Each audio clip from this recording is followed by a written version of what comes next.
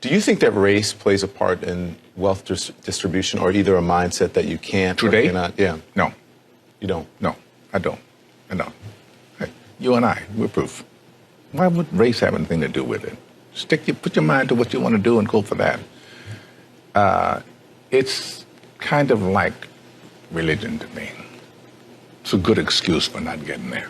Where are we in the United States of America in race relations and what you see from day to day in your life? Skip, they wouldn't want to ask me that. They wouldn't want my answer to represent it because God knows I have been nothing but blessed. My whole path, these 33 years have been nothing but a blessing. I have never, never is a strong word, I've never dealt with racism, and I'm glad I didn't have to. There is a class of colored people who make a business of keeping the troubles, the wrongs, and the hardships of the Negro race before the public. Some of these people do not want the Negro to lose his grievances because they do not want to lose their jobs. There is a certain class of race problem solvers who don't want the patient to get well. That was said by Booker T. Washington. How are we going to get rid of racism until... Stop talking about it. I'm going to stop calling you a white man. Yeah. And I'm going to ask you to stop calling me a black man. You know, it's frustrating to me that people take race and they make it personal. You know what I mean? Like we're at a loss in this generation. If you look at it in the 80s, Archie Bunker was a stark racist. Stark. If you don't know who Archie Bunker is, look him up. All in the Family, great show. You heard him. The Jeffersons, stark racist. Fred Sanford, stark racist. But you know what black people and white people did? They laughed. You watch 48 Hours with Eddie Murphy and Nick Nolte. Both of them hated each other because he was black and because he was white. You know what they did? They laughed. But I asked you what the racial breakdown was of your audience. Do you remember this? And you told me the only black face you could see in the whole audience was your makeup artist. I believe that's what you said, and she was in the front row, right? A lot of white kids love rap. Yes.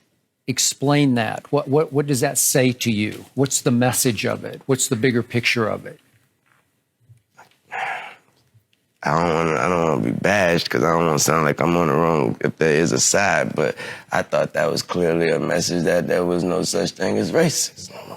That's what I thought that was. You know, I said, and it's probably get me in trouble, but I said to some of my colleagues recently, so I know that it's an issue, but it seems like every single day on television I'm talking about race, and it's because of the news cycle, it's in the news, but sometimes I get so tired of talking about it, I want to just go, this is over, can we move on? And if you talk about it, it exists. Right. Yeah. It's not like it exists and we refuse to talk about it, but making it a bigger issue than it needs to be is the problem we have. And right now, we are in a society where we can't have a conversation because no one's willing to listen. People are just shouting. People are just Whatever they shouting. think. People are walking down the street, hashtagging everything, but no one's listening. Using wrong examples to present an argument leads us nowhere forward.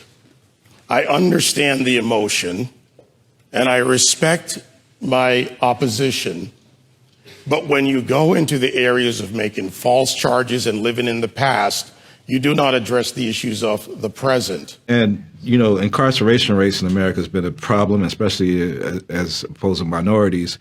And Roman delves into the issues around the legal system. Do you think we've made any headway in the I legal think it's more important to make headway in our own house. By the time the system comes into play, the damage is done. They're not locking up 7-year-olds. In the 1960s, 80+% of blacks were two-parent homes. Today, that is reversed completely the other way. I was in Chicago a couple of 3-4 weeks ago, and we saw these little kids on bikes with masks on the side of their head, like 5 or 6 of them. And the driver said, yeah, they're little yummies. I said, who? He said, little yummies. Look up, Google Lil Yummy. Lil Yummy was an 11-year-old murderer. Wow. And you look at his picture, you'll see the headshot of him, and he's like this. And he got murdered at 11 by a 14-year-old. Wow. Who's doing life now, and a 16-year-old. It makes no sense. You blame the system.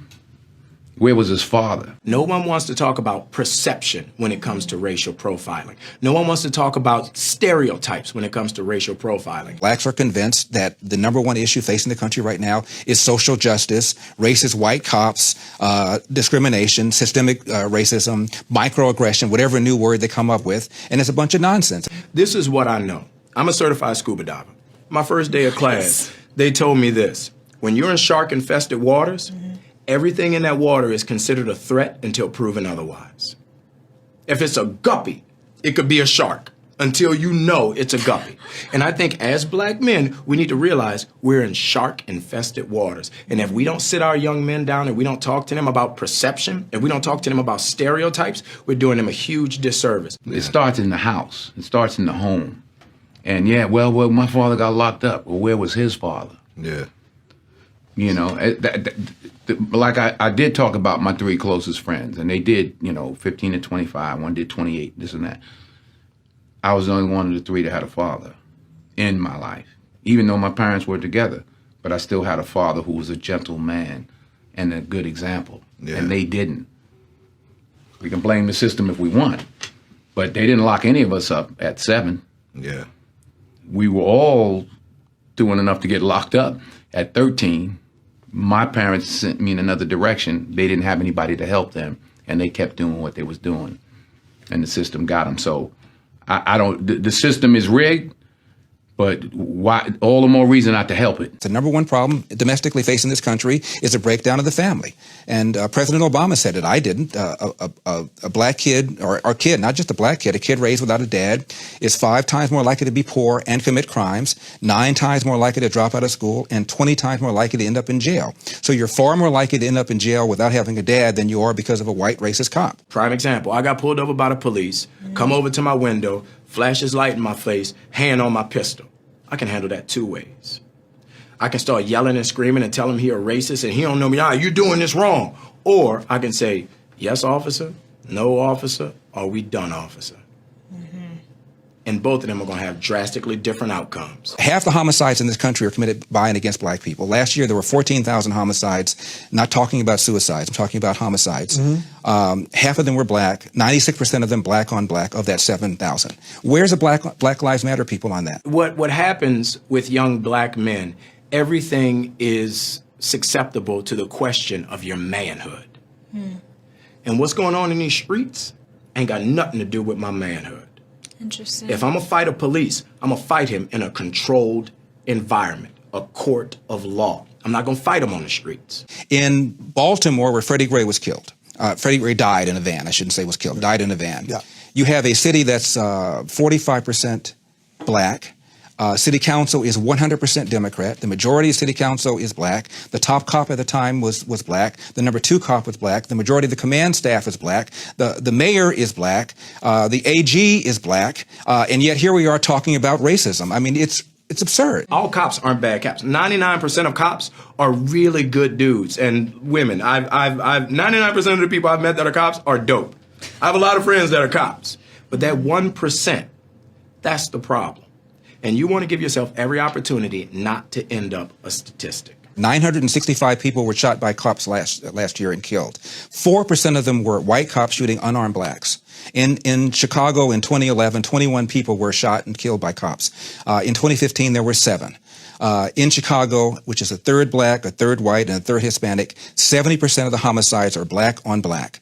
About 40 per month, almost 500 per year last year in Chicago, and 75% of them are unsolved. Where is the Black Lives Matter on that? The idea that a racist white cop shooting unarmed black people is a peril to black people is BS. Black History Month, you find Ridiculous.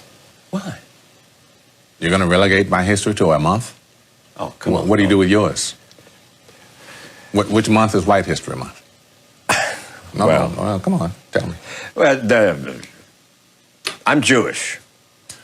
Okay, which month is Jewish History Month? There isn't one. Oh, why not? Yeah. Do you want one?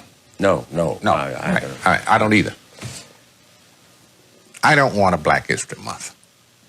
Black history is American history. Abraham Lincoln, as my colleague said, fought a war to preserve the Union. That republic allowed for the people of the United States, under our Constitution, to amend it, therefore removing slavery and then moving forward to the Voting and Civil Rights Act and also the suffrage movement for women. At that same time, and you would say it as strong as anyone, it's no excuse for bombing and destroying your own neighborhood. And burning down wherever it's happening. Burning down storefronts and stores that people with mobs is how they get turned into that. Yeah. What's to be gained?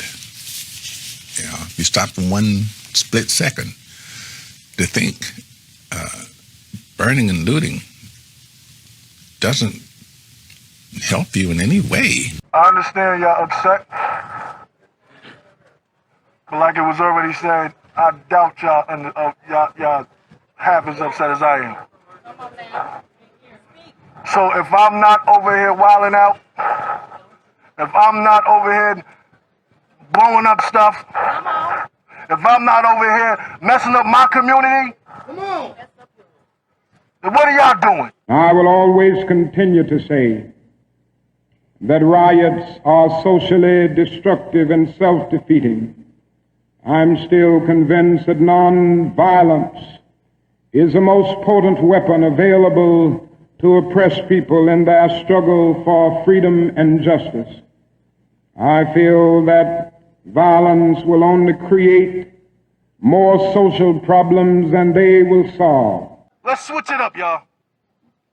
Let's switch it up. Do this peacefully, please. My brother moved here from Houston, and I used to talk to him on the phone. He loved it here. He started driving truck. He was good. So I highly doubt. No, I don't know. I know he would not want y'all to be doing this. So I will continue to condemn riots and continue to say to my brothers and sisters that this is not the way. Continue to affirm that there is another way.